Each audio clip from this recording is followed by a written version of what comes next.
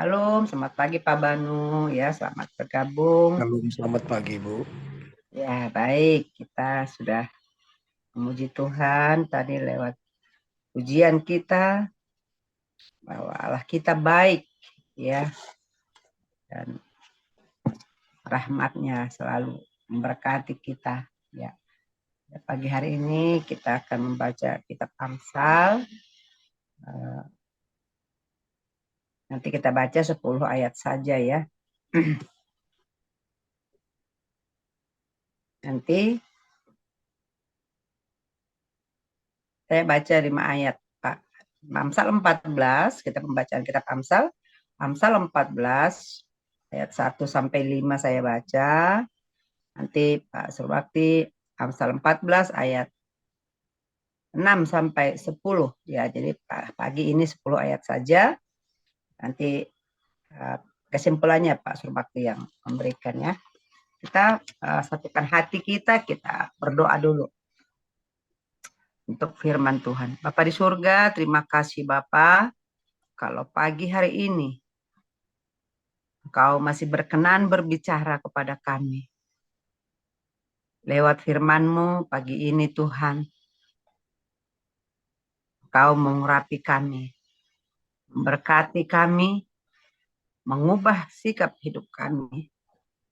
Sehingga apa yang kami dengar pagi hari ini Tuhan jadi berkat bagi kami.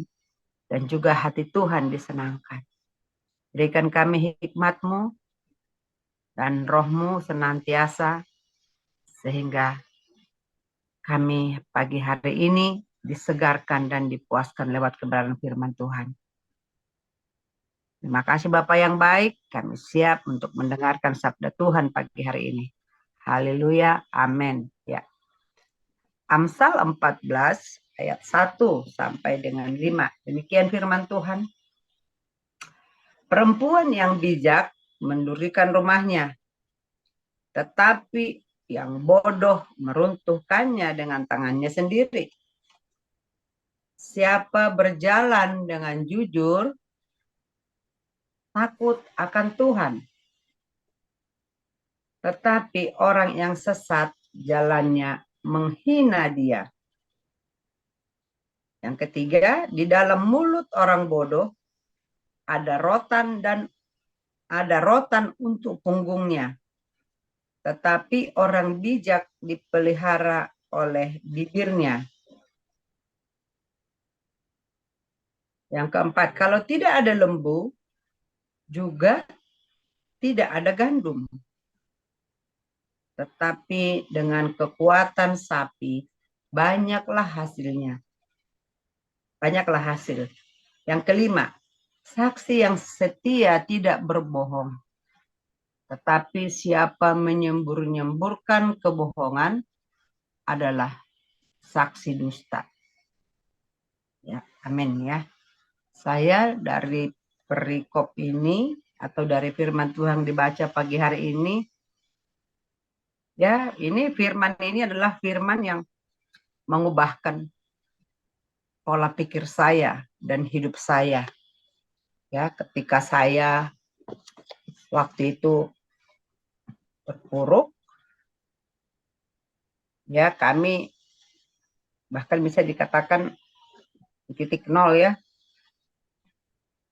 Saya masuk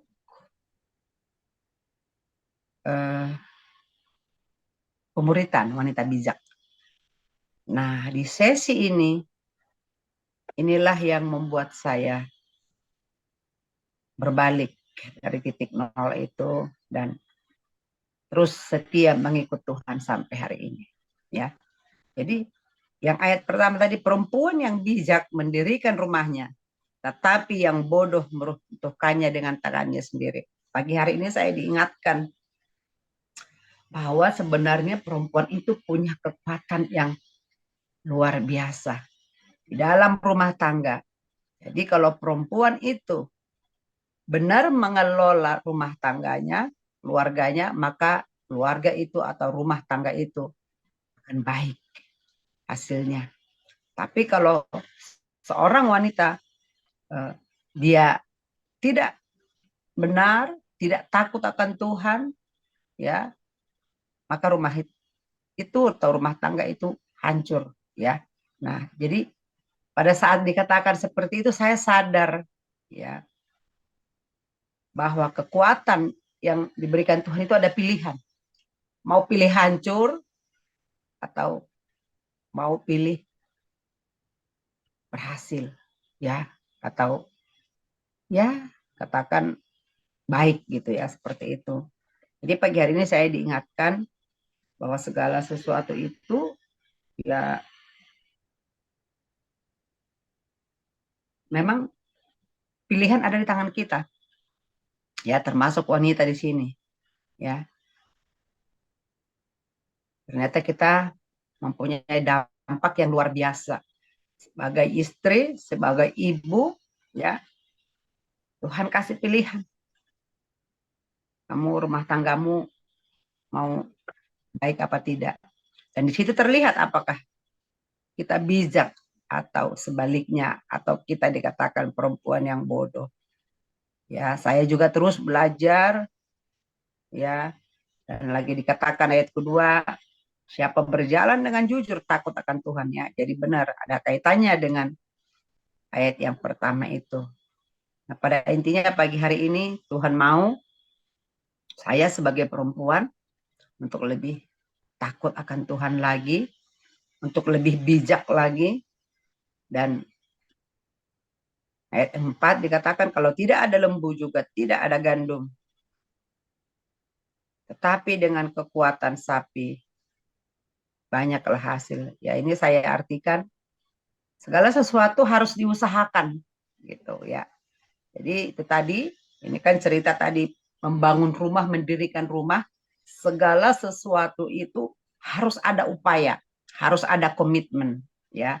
Kembali diingatkan seperti kemarin, khotbah kemarin, itu semua keputusan kita, ya. Apakah kita putuskan untuk bangkit, untuk menjadi perempuan bijak, atau menjadi perempuan bodoh, ya. Wow, tajam hari ini saya diingatkan kembali, ya. Itu saja yang saya dapatkan, dan katakan janganlah jadi saksi yang uh, menyemburkan kebohongan atau saksi dusta, tapi jadilah saksi yang setia dan tidak berbohong. Itu yang saya dapatkan pagi hari ini. Tuhan memberkati. Silakan Pak Surbakti, sekalian nanti dikasih kesimpulan, baru nanti kita masuk dalam dua berantai. Silakan Pak. Ya, 6 sampai 10. 6 ya. Ya, nanti kita lanjutkan. Pencemooh mencari hikmat, tetapi sia-sia. Sedangkan bagi orang berpengertian, pengetahuan mudah diperoleh. Jauhilah orang bebal, karena pengetahuan tidak kau dapati dari bibirnya. Mengerti jalannya sendiri adalah hikmat orang cerdik, tetapi orang bebal ditipu oleh kebodohannya. Orang bodoh mencemoohkan korban tebusan, tapi orang jujur saling menunjukkan kebaikan. Hati mengenal kepedihannya sendiri, dan orang lain tidak dapat turut merasakan kesenangannya. Dari pembacaan tadi ayat 1, inilah berbicara mendisiplinkan seseorang, atau hidup sebagai bijaksana atau hidup sebagai orang bodoh. Jadi si tadi diumpamakan seperti seorang perempuan mendirikan rumahnya. Jadi kalau orang bijaksana itu, dia berusaha untuk melihat nilai-nilai positif.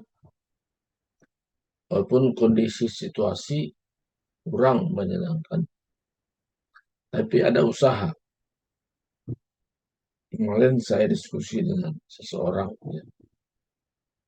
Saya katakan begini, kalau dalam rumah tangga, kalau si suami cepat meninggal, itu rumah tangga itu walaupun single parent, itu istri masih ada, anak itu aman. masih bisa terdidik. Tapi ketika dalam pasangan rumah tangga, si istri duluan meninggal, nah ini akan menjadi repot sekali, bahkan bisa anak pun bisa kocar-kacir. Ini secara umum lah ya. Di dalam hal ini, saya perhatikan bagaimana kekuatan seorang perempuan dalam mendirikan rumahnya. Rumahnya ini bicara tentang rumah tangga, ya. Jadi bukan rumah bangunan, tapi rumah tangga. Jadi kekuatan seorang perempuan ini luar biasa. Di mana-mana saya perhatikan ketika single parent terjadi, kalau istri masih hidup, suami meninggal, itu kuat.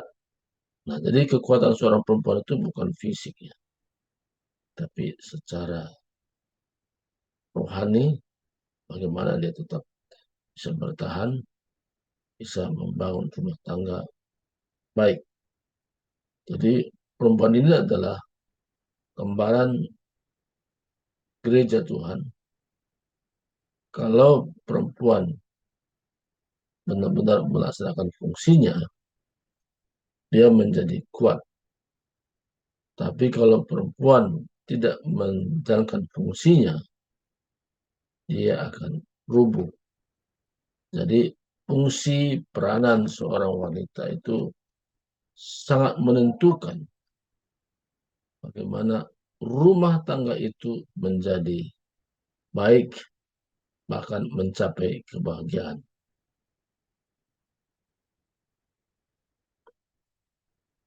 Artinya katakan dalam mulut orang bodoh ada rotan untuk punggungnya, tetapi orang bijak dipelihara oleh bibirnya. Jadi ada kalanya wanita ini mendisiplin anaknya, tapi dengan kasih. Tapi kalau orang bodoh mendirikan atau mendisiplin anaknya bukan dengan kasih, tapi emosi yang tak terkendali. Jadi itulah bedanya. Kalau wanita itu dia bisa mendisiplin anaknya dengan kasih. Saya pernah punya pengalaman dulu. Jadi ketika saya tidak disiplin, mama saya mencubit saya, tapi mama saya juga nangis. Bayangkan, saya teriak di situ kok. Saya yang sakit, selalu saya nangis, tapi dia nangis. Ini pengalaman yang tidak bisa saya lupakan bagaimana hati seorang wanita mendisiplin anaknya, tapi seolah-olah dia sendiri mengalami kesakitan. Jadi Yesus pun begitu gambarannya. Dia mengasihi setiap orang yang percaya kepadanya, tapi dia juga mengalami penderitaan di kayu salib. Itu digambarkan dengan kondisi itu. Jadi kasih itu luar biasa. Dia mau menanggung akibat. Balik kepada apa yang saya ceritakan tadi. Kenapa ibu saya bisa menangis, mencubit saya? Dia seperti nggak tega sebenarnya mendisiplin, tapi karena kesalahan dia tetap disiplin. Tapi dia seolah-olah merasakan bagaimana sakit dari cubit itu. Ini yang luar biasa saya perhatikan ya. Bagaimana seorang wanita tadi. Jadi kalau kita mau menjadi orang yang bijak, ya, karena dalam satu seminar atau training tidak ada dikatakan wanita ya yang tangguh, tapi wanita bijaksana. Kenapa? Karena wanita ini dengan hikmat Tuhan. Luar biasa mendidik. Tapi kalau pria sejati, wanita bijak. Hal ini kita dapat pahami dan mengerti bagaimana masing-masing peranan yang unggul. Pria itu sejati bukan karena dia seorang laki-laki, tapi bagaimana tanggung jawab rumah tangga itu merupakan sejati. Bagaimana wanita bijak, bagaimana dia turut membangun rumah tangganya dan cara bijaksana. Jadi wanita banyak menahan diri untuk bisa rumah tangga itu menjadi kuat dan kokoh. Hubungan kerjasama antara suami dan istri itu menentukan bagaimana rumah tangga itu kokoh dan kuat. Ketika peranan salah satu lemah, terutama kalau wanita, itu sangat susah sekali. Kalau pria yang lemah masih aman, ya. Kenapa? Dia termasuk wanita yang bijaksana. Bagaimana rumah tangga itu dibangun tetap kokoh. Karena wanita dikatakan penolong bagi seorang pria. Luar biasanya hari ini. Tuhan mau kita menjadi orang yang bijak, bukan menjadi orang bodoh. Makanya ada kalanya pria perlu belajar sama wanita. Jadi ketika pria belajar sama wanita akan luar biasa, ya. Rumah tangga itu menjadi baik. Tetapi juga wanita perlu belajar juga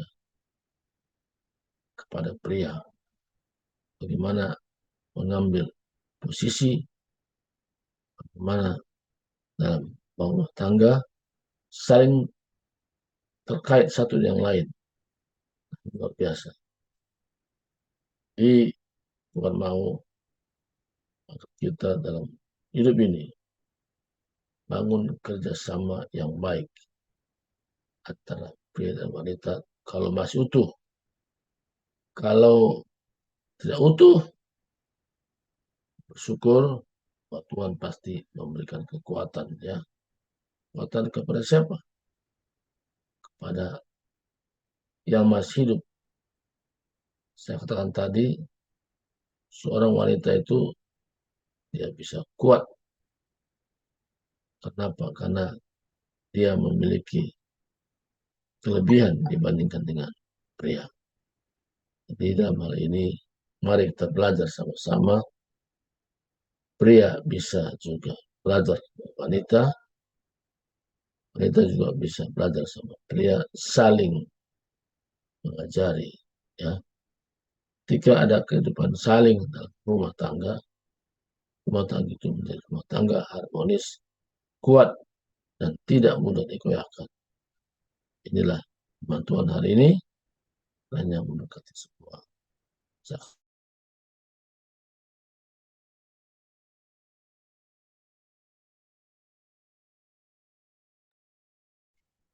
Ya, baik. Terima kasih buat pencerahannya, ya, buat hambanya. Ya, makasih. Ya, salam Bu Lydia Lalang. Shalom, shalom. Ya, baik. Firman Tuhan pagi hari ini luar biasa, ya. Jadi tadi saya baru ngeh juga itu kalau perempuan itu adalah gambaran gereja. Ya, jadi kalau kami di Wanita Bijak memang bahwa ada sesi, ya, sesi ini khusus bahwa perempuan, ya, bisa mendirikan atau bisa membangun, tapi bisa juga meruntuhkan gitu. Jadi ada sesi seperti itu di Wanita Bijak. Pada saat itu seperti tadi saya ceritakan, pada saat itu saya kaget dan saya nangis, ya. Jadi keputusan ada di tangan kita. Jadi tadi dikatakan adalah juga merupakan gambaran gereja, ya juga gitu ya. Jadi kalau gereja itu tidak bijak, ya maka gereja itu tidak bisa berdiri dengan baik ya, atau gereja tidak berfungsi sebagaimana mestinya ya. Gereja itu bukan bicara gedung, tapi adalah bicara kita semua ya, jiwa-jiwa yang sudah dipanggil oleh Tuhan, yang sudah dipilih oleh Tuhan Yesus ya, menjadi miliknya ya. Jadi kita belajar ya, tapi biarlah Roh Kudus yang memeteraikan firman Tuhan pagi hari ini yang kita baca hari ini tadi ya. Amsal 14 ayat 1 sampai 10 ya. Nanti yang selebihnya kita baca di Jumat depan. Kita bersama-sama bersharing. Baik Bapak Ibu, biarlah firman Tuhan hari ini memberkati kita dan membuat kita lebih bijaksana lagi. Tadi dikatakan pria sejati ya, jadi bukan pria bijak juga, tapi pria itu menjadi pria sejati bicara tanggung jawab ya, bicara sebagai kepala keluarga. Tapi wanita harus bijak ya, turut membangun, turut mendoakan dan turut mendukung kepala rumah tangga ataupun pria ya. Jadi itu satu paket, ada pemuritan atau pria sejati dan ada pemuritan pembinaan wanita bijak ya. Bagi Bapak Ibu yang mungkin rindu masuk ataupun ikut pemuritan ini, boleh ya, ini sangat-sangat baik ya. Saya benar, saya sudah lahir baru, tapi ketika masuk di sesi itu, di situ saya baru mengerti fungsi saya sebagai istri ya, jujur sebagai perempuan ketika masuk pemuritan wanita bijak. Jadi saya baru tahu, oh rupanya saya selama ini salah. Saya belum berjalan dalam firman Tuhan ya. Itu saja sebagai tambahan. Mari Bapak Ibu kita masuk dalam doa berantai pagi